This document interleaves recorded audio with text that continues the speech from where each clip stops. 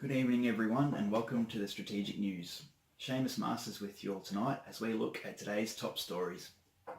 First up on tonight's coverage, we look at the Australian hardware industry giant Bunnings, owned by Wesfarmers, as developments today have surfaced that top-level management have announced that their multi-million-dollar expansion into the UK has failed. Having purchased the UK hardware chain Homebase in 2016, for $705 million and having failed to successfully replicate the Australian business model in the UK, Wesfarmers has been forced to pull the plug, announcing losses of between $323 to $406 million. Some might say that is one giant sausage fizzle. As always, our crew has been working tirelessly this afternoon in response to the shock news. We'll now cross live to Mr. Farmer, who is out in the field as we speak. Wes, where are you and what can you tell us? Thanks for that, Seamus. I've made my way to the Wesfarmers head office here in Perth. Not a lot happening here at the moment. It honestly feels like a library, but there's a lot of tension in between these four walls. Don't ask me how I got in here, but importantly, later on I'm going to head over into a boardroom where they're currently discussing exactly what we're doing. Back to you, Seamus. Okay, thank you for that, Wes. Stay with us. In just a few minutes' time, we'll head back to Wesfarmers out in the field and he will take us inside the minds of the Wesfarmers executives. For now, though, we turn our attention to Strategic News correspondent Mr. Price. Tell us what's happening out there, Lo. Yes, thank you, Seamus. As you can see, I'm here at the top-performing Bunnings store at Frankston, and I'm here with the store manager, Mr. DIY. Firstly, can you explain why the employees call you Mr. DIY? Hi, Lo. It's good to have you here today. Yeah, the crew inside call me Mr. DIY because I have a fond love of doing everything myself. If people can't do the job, you might as well do it yourself, you know? Yeah, fair enough, mate. So, what is your take on today's announcement? Yeah, look, the way I see it, Wesfarmers has got this all wrong from the beginning, unfortunately. Something I believe in very strongly is the concept of the intoxication of success. For a company such as Wesfarmers has been so successful that they likely ignored a few things which may have been detrimental for this whole expansion. What sort of things do you think they may have overlooked? Firstly, I just want to say that although it appears they've made some very costly mistakes in their strategy to implement the stores overseas, I think we can all agree perhaps the UK market would appear attractive on face value to Wesfarmers. However, as we know, that's not how it worked out. I think the biggest problem they faced overseas is the fact that our Australian Bunnings business model effectively did not account for the difference in consumer behaviours and shopping habits. For example, we know that Aussies love getting to Bunnings on a Saturday arvo to get a snag. And let's be honest, everyone does this. When you look at the UK market, consumers perhaps may be restricted greater by their weather. It's raining and miserable outside, consumers may prefer to shop at home or online from the comfort of their own houses. And this is one area that Bunnings has failed miserably in the UK. In terms of the general business model, home-based stores were known more for home furnishings, whereas Bunnings has changed this to DIY. In terms of the general business model, however, home-based stores are much more known for their home furnishings. Bunnings, however, they changed this to reflect how it is here in Australia, with a much greater emphasis on my favourite pastime, DIY.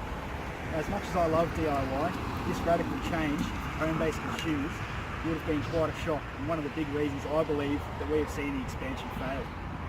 But there's other reasons too. In terms of the store themselves, a lot of the local employees were effectively given the boot, and a lot of the home-based product ranges were thrown out the window. As I said earlier, we can see what Bunnings is trying to implement, and in Australia we know it's proven and successful. However, in this UK market, the implementation was received poorly by customers, and ultimately this proved very costly. Okay, well thank you for your time today, Darren. We do appreciate your insight. Back to you, Seamus. Thank you, Lo and Mr. DIY. Now, as we always like to do here at the Strategic News, we now turn our attention to a local Aussie Bunnings store where local hero Mr. Sizzle gave us his take on today's declaration. This was in fact filmed earlier today. G'day guys, my name's Mr. Sizzle and I work at Bunnings. My favourite part, cooking snags for the locals. Now, I get a lot of questions these days asking, did Bunnings have a sustainable source of competitive advantage over in the UK? And well, I've got 3 points to answer that question. The first point is, basically, what Bunnings tried to do was take a warehouse, which was Wesfarmers, over to the UK because of culture, apparently the services, the customer preferences over in the UK. apparently it was going to be a good fit. And well, that moves on to my second point. It wasn't really a good fit. There's a big warehouse market over there, and it's led by the one and only, B&Q. Now, B&Q is a really well-established hardware store, and therefore that already takes out the point of difference of Bunnings, so it didn't really go according to plan. My last point is, Bunnings doesn't really have a big internet presence. Over in the UK, it is massive. You can get tools like these bad boys online. So therefore, it is another point of difference and competitive advantage point that goes down for Bunnings. So there's my 3 points of view for you guys. Have a good day, enjoy your snags. Thank you, Mr. Sizzle, for that insight. We now turn our attention back to the Wesfarmers head office, where we've just had word that Mr. Farmers is currently ready to go into the executive board meeting. They don't know that he's coming in, so we're not sure how this is going to go, but let's find out. Thank you, Seamus. I'm making my way over to the boardroom here now. Hopefully they're willing to answer a few questions for us. So as you can see on this graph. Good afternoon, gentlemen. How you going? Are you okay if I ask a few questions from you guys? I'll make myself comfortable. Yeah, sure thing. So, Mr. Scott, some people have been saying that this whole project has been somewhat of a sausage fizzle. How would you respond to that? Look, we accept the claim, we take full responsibility as members of the board, and we can ensure that our stakeholders that a far more thorough investigation in terms of viability will take place in future projects. Okay, tell us, what's the overall outcome from this venture in terms of numbers? Well, as been publicly discussed, we obviously purchased the UK hardware chain, Homebase, for roughly $705 million in 2016. In terms of sales and profitability, our first full year of operation in the UK was a disaster, recording losses of around $89 million. In one sentence then, can you tell us where it all went wrong? Essentially, it seems that we thoroughly misread the UK home improvement and hardware market, and we're not really proud of it. And we basically got our implementation wrong, perhaps alienating existing home-based customers. And from there, we were always going to be fighting a losing battle. And how long would you say the board fought with the decision to pull the plug? And was this an easy decision? Look, from a business perspective, we knew it would be a tough call to make. When you're looking at potentially losses of hundreds of millions of dollars with an unclear ceiling, that decision becomes a bit of a no-brainer. So it's a hard pill to swallow and tough to put your hand up to admit defeat, but that's the sort of transparency we want to achieve with our stakeholders. Okay, well thank you, Mr. Scott. No worries, thanks for having me. So Damien, talk us through how you tried to position Bunnings in the UK market, and did it work? Essentially, we try to replicate the success of Bunnings in the United Kingdom, with Bunnings performing well in Australia, in the Australian home renovation and hardware industry. It was under our impression that perhaps a similar business model would also work in the UK. Study have suggested that perhaps the culture differences would not be so great between Australia and the UK, and we were wrong in believing that our business model would perform well without much consideration of the differences in the consumer behaviors, the level of competition, and whether our business approach really appeals to the right customer segments. Perhaps our biggest mistake in terms of positioning had resulted from a lack of differentiation for what our biggest competitors is doing right now, which is B&Q. So what was something you didn't consider in your repositioning strategy? We try to rebrand Home-Based Store, which we're known for home furnishing, into a more Bunnings type model of store, which have a greater emphasis on DIY, do-it-yourself, and to target the hardcore DIY customers. On the other hand, we exclude the female segment and drove them away because of our structure, the structure of our store, which was floor-to-ceiling shelving. We also did not consider the habit of the customers, especially their preferences and needs. The customers are shifting more toward internet retailing in the UK and like to purchase local products that include free delivery. This reason has increased the market competition for domestic retailers. And coming into such a competitive market, Bunnings still did not offer online shopping and free delivery to the customers, and we completely ignored the customers' demand to shift toward a more do-it-for-me approach. Bunnings believes that Home-Based well-known brand network and right-sized stores could support the low-cost operating model of warehouse merchandising. We believe that it was a good strategy to replace the name Home-Based with a new name, something that the customer had never heard of. However, the name Bunnings didn't really indicate any clue to what the business might offer the customers, And the problem with this sort of repositioning attempt is that the customers are so familiar with home-based brand. Existing home-based customers were probably put off by the certain chains and shop elsewhere. And hardcore DIYers had already had the perception that the home-based brand wasn't for them, so they wouldn't bother visiting Bunnings because of their association. So specifically with the brand and products, what went wrong? The company wants to service both consumer and trade, so tradies, and serve everything you want under one roof. Being always open with more brands and that you can trust, selling more for less, and only advertising products that are the cheapest. To achieve such objective, we got rid of a lot of old and trusted product brands such as Stanley, Black & Decker, and Bosch to fill up our store with new and unfamiliar brand names just to cut down the cost. Just like our name, Bunnings, the new list of products didn't really communicate any value to the customers and drive them away. So I'm here with Mr. Schneider now, and in your opinion, looking back at this whole saga, why did you believe that the UK market was an attractive option, and what do you think went wrong? Yeah, we believe that UK market was an attractive opinion to matching, and the general environment for UK market is good. The demographic environment is similar with Australia, and they have similar home ownership rate around 65%, and a significant large amount of population living in the urban suburban area, which is similar and is an advantage to expand after Bunnings gets success in Australia.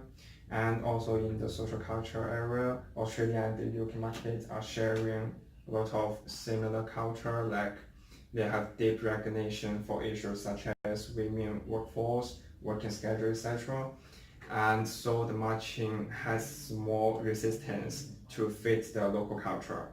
And in 2016, the matching to the UK decision is made, the currency rate of British pounds to Australian dollar is around 2, which is much higher than 1.8 in 2014. This brings a cheaper cost to develop the overseas market, like acquiring the home base in the UK. And however, we do not notice like the technology environment in the UK is not the same. The ongoing online shopping move because it's more popular to online shopping in the UK, but in Australia the online shopping is only in the growth stage of the life cycle. And secondly, in the industry level, the attractive for Bunnings in the UK is more obvious, and also some aspects that we may not notice. Firstly, the rivalry among the existing competitor in the UK seems like attractive for Bunnings because there is no one absolute dominant company in the home improvement market in the UK as Bunnings, and it is no doubt that the dominant position for Bunnings is the indispensable factor for Bunnings' success. And however, it may be a mistake to copy and paste the exact model from Australia to the UK, and the fossilized model is not suitable for the UK. For example, both British people does not really interested about the DIY process. And secondly, bargaining power of the customer in the UK is much stronger in Australia. According to Porter, the customer has the power to negotiate the price when facing largely undifferentiated products.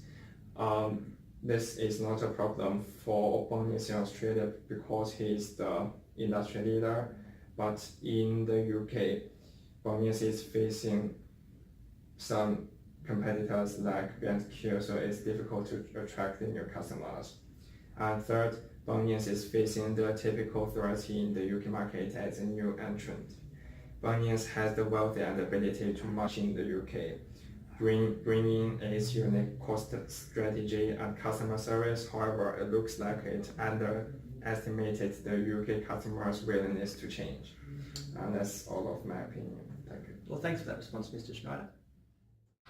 So David, in terms of international strategy, what exactly did you plan to adopt in the UK? Because from the outside looking in, I would say it looked like a little bit of a copy and pasting job for the Australian model. Would you agree with this?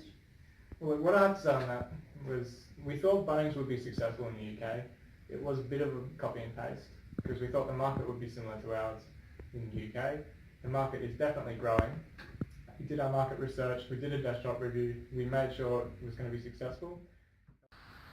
So we did underestimate a few things like the demand for online shopping and our potential competitors like B&Q. These are the things that vastly are important in the UK market, and we didn't think they would be as much of a threat as they were. In Australia, we don't have the support systems and the demand in place for online shopping. However, both are present and are important in the UK market.